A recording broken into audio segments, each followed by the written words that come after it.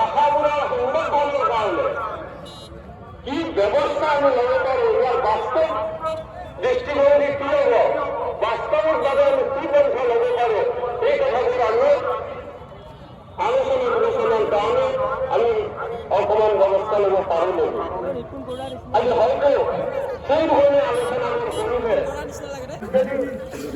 আগৰ ল'ৰা ছোৱালীখিনি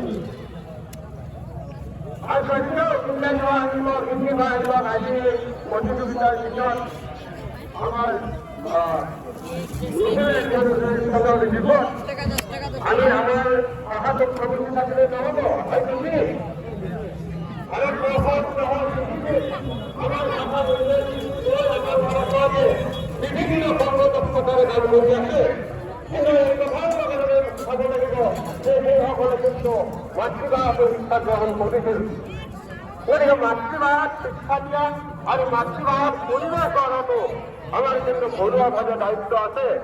এয়া অকল চহৰ অঞ্চলত থকা পৰিয়ালবোৰতে নহয়, আমাৰ গ্ৰাম্যাঞ্চলবোৰতো আমাৰ বিভিন্ন জনগোষ্ঠীয় অঞ্চলবোৰতো এই নৃত্য আৰু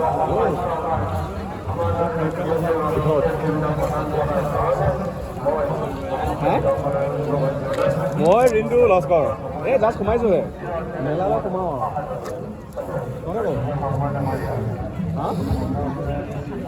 আৰু সোমাইছোহে ক'ত আছ বোলো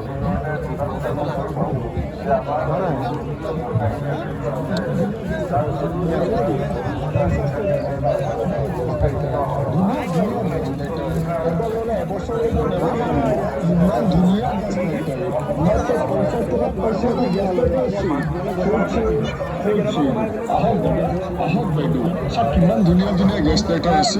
আপুনি 50 টকাত পাইছে ভাল গেছ লাইটাৰ ছেট এটা লৈ যাব 50 টকা।